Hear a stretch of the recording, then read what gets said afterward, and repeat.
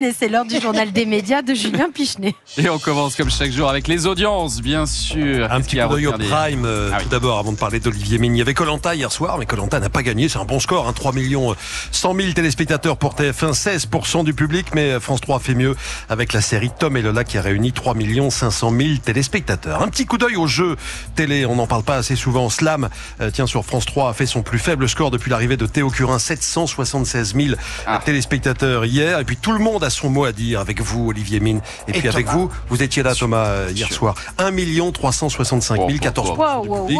On est dans la moyenne haute de l'émission. Mais ce qu'il faut noter, c'est que vous avez fait mieux que la Star Academy. Vous avez battu la Star Academy, Olivier Mine. Oui, qui était en dessous avec 1 million. Bravo Thomas. Non, ça c'est la présence de Thomas, c'est ce que je disais tout à l'heure. Surtout parce que Thomas n'a pas chanté. Que vous avez battu la Star. Ça joue surtout sur la ménagère.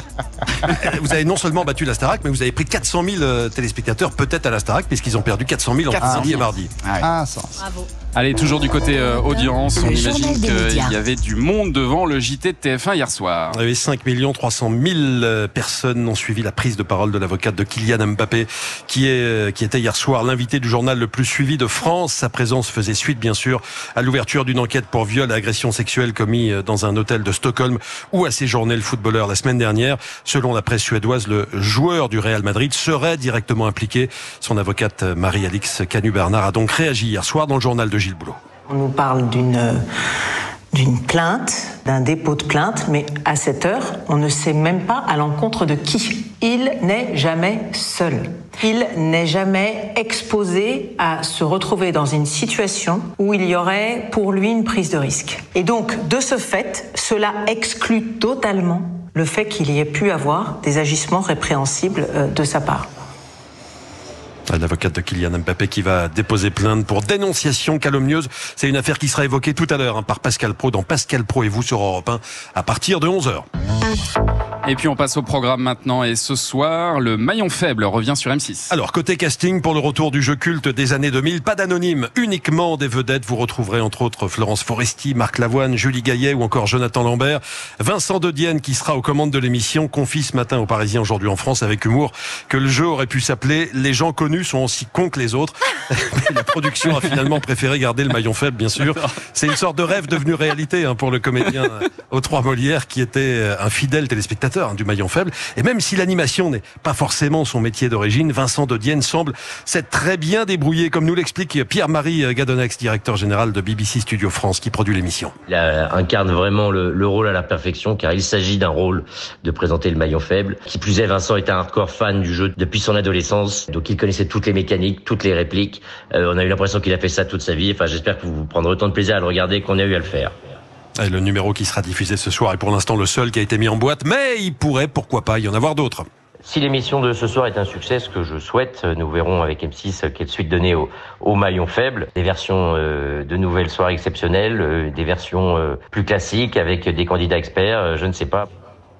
Tout dépendra des audiences que je vous donnerai demain matin, même heure. Même endroit, non, on sera revenu au studio Coluche, mais... Oui, c'est ça. Ça devrait marcher, a priori, Olivier Mine, le retour du maillon faible. Je l'espère pour Vincent, parce que c'est un mec que j'aime énormément, c'est un artiste prodigieux. Et puis j'aime beaucoup le format lui-même. Laurence avait incarné ce format de manière prodigieuse aussi. Juste en face, mais toujours dans le groupe M6, la chaîne Téva diffusera un documentaire intitulé « Tu seras un homme, mon fils ». Et Thomas, c'est un documentaire qui fait beaucoup parler de lui. La réalisatrice Cécile Sixou, maman de 2 garçons de 8 et 10 ans, se pose cette question qui nous concerne tous. Comment faire pour que mes enfants deviennent de bons adultes? Comment être sûr qu'ils ne deviennent pas, par exemple, des agresseurs ou des prédateurs? Ça peut permettre à des femmes en fait de s'identifier à moi, des femmes qui ont des garçons de se dire qu'elles ont les mêmes questionnements sur l'éducation qu'elles peuvent leur donner, mais aussi peut-être à des hommes de s'identifier à mon compagnon et peut-être aussi même à des petits garçons de s'identifier à mes enfants. De nombreuses personnes témoignent dans ce documentaire. On y croise un jeune père au foyer de 26 ans, mais aussi Bertrand qui est animateur d'un camp d'hommes. Est-ce que vous savez ce que c'est qu'un camp d'hommes? C'est une réunion de pères de famille et de leurs garçons autour d'une série de rites censés aider les fils à devenir des hommes. La réalisatrice s'est justement rendue à l'un de ces week-ends. Cécile Sixou nous en a donné un exemple. Donc le premier rite, par exemple, ça se passe le soir autour d'un feu de camp et ils montent une espèce de portique. Et les pères sont d'un côté du portique et ils décrivent à leurs fils ce qu'ils doivent faire pour devenir des hommes. Donc ils doivent, par exemple, abandonner leur doudou, les jupons de leur mère ou encore leur surnom d'enfant. Ils leur mettent aussi de la cendre sur le front. Et puis les enfants, ils passent ce fameux portique et symboliquement, ils sont devenus des hommes. Je savais pas que ça existait, ce genre de camp d'hommes. Il y a aussi un rythme faire ça ensemble, hein. un peu plus, non, pas forcément, parce qu'il y a un rite un peu plus musclé où le but est de s'affronter façon combat de boxe. Ah, face à votre père. Ah oui, ouais, c'est un peu spécial. Ah oui. Vous verrez ça dans Tu seras un homme, mon fils. Ce sera sur Teva à 21h ce soir. Merci beaucoup Julien pour ce journal des médias dont toutes les infos sont à retrouver dans notre newsletter média. Inscription gratuite sur europe1.fr.